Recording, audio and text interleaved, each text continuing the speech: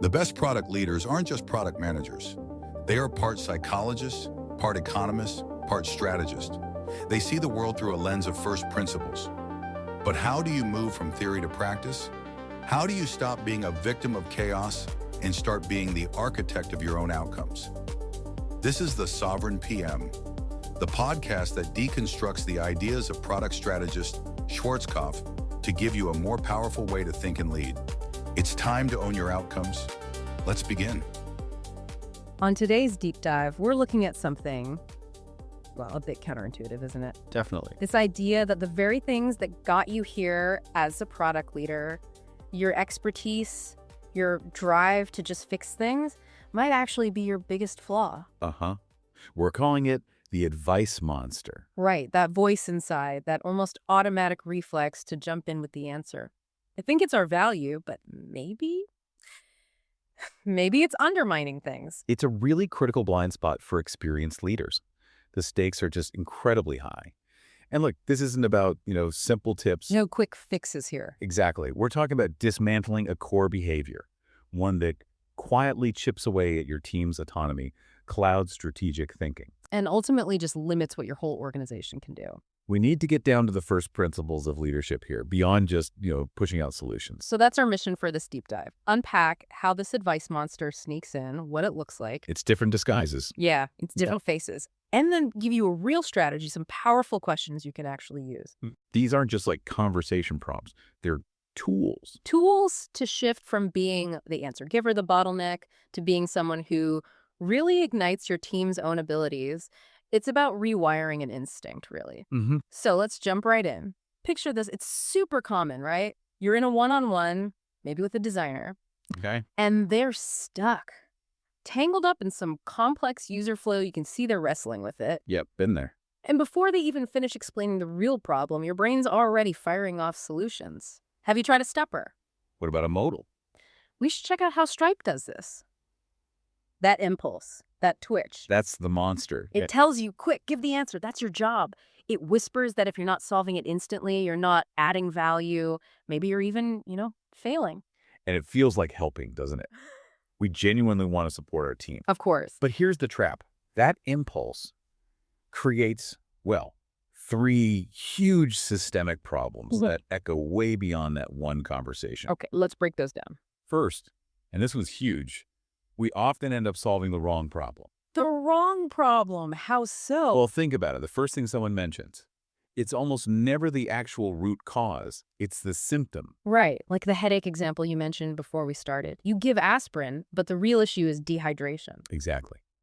Our immediate advice, based on incomplete info, just puts a Band-Aid on that symptom. The team never gets to dig down and find the real strategic challenge underneath. So you fix the surface issue, but the underlying problem just keeps coming back later. Precisely. You're not curing the disease, just masking it. It's a recurring headache, organizationally speaking. Okay, so that's a big one, jumping to conclusions, solving the wrong thing. It seems like it demands a real conscious effort to pause. It really does. Because that urge, that need to provide a solution now, leads straight into the second problem. Our advice often isn't as good as we think it is. Ouch. Tell me more. Look, our solutions come filtered through our own experiences, our biases, our favorite ways of doing things. Our mental models, yeah. And experience is great, obviously, but it can also be a blinder. What worked on your last project, maybe a B2B thing? Might be totally wrong for this new consumer app. Exactly. We just don't have the full, up-to-the-minute context that the person living the problem has. Product stuff is messy, it's dynamic. Things change fast. Right. So our brilliant idea from the sidelines, it's almost always going to be less effective than something the team crafts themselves, because they're the ones actually wrestling with the current details. I mean, I've done it plenty of times, offered advice I thought was genius, only to realize later I'd missed some critical piece of the puzzle they already knew. It's humbling. That idea of experience as a potential blind spot is... Yeah, that's powerful. So, okay, if our advice can be off target, what's the ripple effect on the team? And this is the kicker. This is the one that really impacts culture and capability long term. We disempower our team. Disempower. Every single time we jump in with the answer, the unspoken message is, You couldn't figure this out yourself. Exactly. Whether we mean to or not. Think about how that slowly eats away at autonomy, at confidence, at their sense of ownership. It creates dependency. Totally. They stop bringing you problems to solve together and start bringing you problems to solve for them. They just wait for your answer. And that's not just about feelings, right? That impacts everything, the roadmap. Oh, absolutely. If every decision, every solution has to come from you, your roadmap slows to a crawl. Innovation stalls because the people closest to the customer, closest to the code. They aren't empowered to act. Right. You literally become the bottleneck, the single point of failure for your whole team's ability to move fast, to learn, to adapt. So for anyone listening, if you feel constantly swamped, if your team seems hesitant, if things feel bottlenecked, this might be why. It's likely a big part of it. It's the culture you're building, maybe without even realizing it. Okay. So if we want to tame this advice monster, we need to be able to spot it first. You mentioned it wears different masks. Yeah, 3 main ones. Knowing these helps you catch yourself in the act. Right. Let's hear them. What's the first mask? The first one is probably the most obvious. The tell it persona. Tell it. Okay. This is the one driven by that fear. I have to have the answer, otherwise they'll think I'm useless, a fraud. Imposter syndrome fueling the advice monster. Exactly. It makes you talk when you should be listening. You dominate meetings. You offer solutions before the problem is even clear. So you become the source of all answers, not the facilitator of problem solving. Right. And you become the bottleneck for critical thinking. It shuts down the team's collective brain power. That's tough, though. Resisting that urge when you feel the pressure to be the expert. It really is. It takes consciously redefining where your value truly lies. Which brings us to the second mask, which is a bit sneakier. The save it persona. Save it like rescuing. Precisely. This one whispers, don't let them struggle. Don't let them fail. If something goes wrong, it's on you. So you jump in to fix things for them. Yeah. A team member mentions a tricky stakeholder conversation, and you immediately think, I'll take care of it. I'll smooth it over. Right. But you think you're helping. But what you're actually doing is stealing a learning opportunity. Struggle, even failure sometimes. That's how we build resilience, how we learn to navigate tricky situations. You're essentially keeping the training wheels on. Preventing essential growth by preventing the struggle. Got it. It's a subtle form of micromanagement, often born from good intentions. Okay, tell it. Save it. What's the third mask? This one might be the most ingrained for many leaders. The control it persona. Control it. Controlling. It is. The underlying belief here is, things have to go according to my plan. I need to oversee everything to ensure success. So every decision flows through you. Big strategic ones, tiny tactical ones. Everything. It completely stifles shared ownership. And you absolutely need distributed decision-making if you want to scale, if you want an empowered team. Because otherwise you're the bottleneck again. Always. And you kill diversity of thought. Solutions only come from your perspective. Plus, it creates this culture of fear, where nobody dares make a move without your okay. Decision paralysis sets in. Wow. Okay, so tell it, save it, control it. The common thread seems to be this implicit message of, I know better. Or even just, I'm better at this than you. It undermines trust capability. Yeah, the irony is using answers like armor, trying to protect our expert status. It actually makes us weaker leaders. Totally. Because you disconnect from empathy, from the team's real insights. It feels safe, but it's isolating. A self-defeating loop. So the million-dollar question, how do we break this? Just deciding I won't give advice doesn't seem like enough. It's not. Willpower fails. Like you said, the advice monster is a habit, a default neural pathway. You need to replace the habit. Exactly. You need a new habit. Right. And it might feel awkward at first, like using your non-dominant hand, but it gets easier. So what's the new habit? It's actually quite simple in concept, though maybe not always easy in practice. The core principle is stay curious a little longer. Stay curious a little longer. Yeah. Curiosity becomes your primary tool. Questions, not answers, are your go-to. Think of questions as the leash for your advice monster. Okay, I like that. Curiosity as the leash. So this isn't just about asking any question, right? There are specific types of questions. Right. And this is where it gets really practical and powerful. These questions aren't just small talk. They're strategic leadership tools. Let's get into them. What's the first one? The first one is what Michael Bungay-Stanier calls the focusing question. And it is, quite possibly, the single most powerful question. What's the real challenge here for you? What's the real challenge here for you?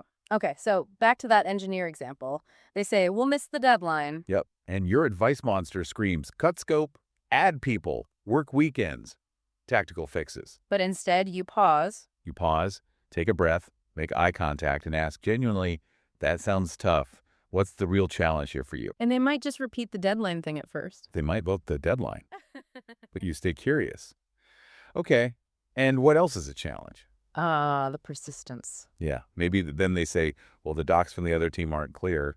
Oh. Okay, and what else? Keep digging. And then maybe you get, and honestly, I'm not even sure this is the right approach technically. I'm worried it won't scale, and that's why I'm dragging my feet. Boom. You just went from a simple deadline issue to a fundamental strategic question about architecture and long-term viability.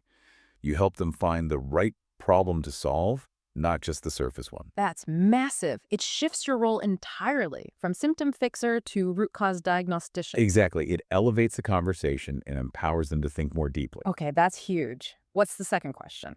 The second one is the unlocking question, and it's incredibly simple. And what else? And what else? And what else? It sounds almost too simple, right? But it's probably the most effective coaching question out there. How does it work? Give me an example. Think about user interviews, customer discovery. You ask about a pain point, they give you an answer. The standard answer, maybe? Often, yeah. The easy intellectual answer. Your advice monster wants to say, great, thanks, and move on. Tick the box. Get the soundbite. Right. But the curious leader, the coach, listens, nods, maybe waits a beat, and then just asks gently. And what else? And you just keep asking it. Maybe 3, 4, even 5 times. It can feel a bit awkward. Silence is okay. What happens? The first answer is the head answer.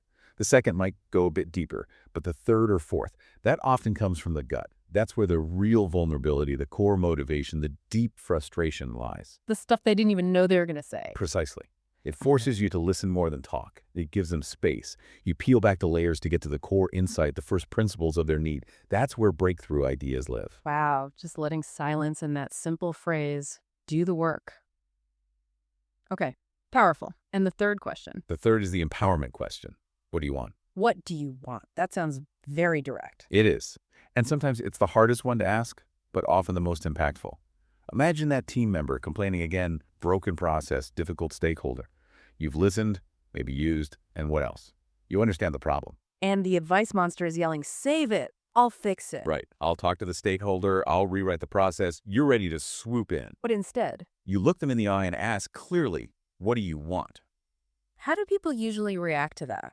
Often they're thrown off balance. They expect you to provide the solution. They might even say, I don't know, I just want it fixed. Pushing back responsibility. But the question forces a shift from passive complaining to active ownership. They have to articulate a desired outcome. Yes. And that is the absolute first step towards taking action themselves. When they can say, I want to set up a meeting with that stakeholder to define clear SLAs, or I want the authority to redesign this part of the process. They've already started solving it. Exactly. They've claimed agency. Your advice monster has no role here because they know the direction. Your role changes completely. So what do you ask then? Then your question becomes simply, okay, and how can I help you achieve that? You're no longer the fixer, you're the supporter, the enabler. From solver to facilitator, that's a profound shift. It really is. And zooming out, when you consistently tame your advice monster, using these approaches, staying curious, asking these questions, you change your whole leadership style. You fundamentally transform your role. You stop being the bottleneck. You stop being the single point of failure. You become a catalyst. A catalyst for the team's growth, their autonomy. Their confidence, their ability to tackle complexity themselves. You start building a truly resilient, self-managing team where great ideas and solutions can come from anywhere. Not just from the leader. Not just from the leader. Problems get solved closer to where they happen. And what's the payoff for the leader personally? I mean, besides a more capable team. Well, you get less bogged down, less overwhelmed, less frustrated by being the answer machine. More time for the big picture stuff. Exactly. You get to focus on steering the ship, setting the vision, the strategy, not plugging every tiny leak by hand. You move from managing chaos to actually building capability. That sounds like a much more sustainable and, frankly, more rewarding way to lead. Absolutely. So let's leave our listeners with a thought. Think about a challenge your team is grappling with right now. Ask yourself, what's the real challenge here for me as the leader in helping them own the solution? Where is my advice monster getting in the way? And maybe identify just one of those questions. What's the real challenge? And what else? Or what do you want? That you could try asking this week. Just one conversation to start practicing. Start putting that leash on the monster. Exactly. We'd genuinely love to hear how it goes. Engage with this, try it out, share your experiences maybe in the comments or within your own leadership circles. Talk about what happens when you shift from being the problem solver to being the catalyst. It's a journey for sure. Taming that monster takes practice. It does. But the impact for you, your team, your products, your whole organization, it's truly significant. Well worth the effort. And that brings us to the end of this debrief. Our goal is to give you not just ideas, but a more powerful way to think. If you found value in this discussion, the best way to support this work is to give this episode a thumbs up and subscribe to the channel so you never miss a future session. And if you know a fellow product leader who is wrestling with these same challenges, feel free to share this episode with them. As always, you can find the link to the original in-depth article by Karsten Schwarzkopf directly in the description below. Thank you for your time and your attention. Stay sovereign.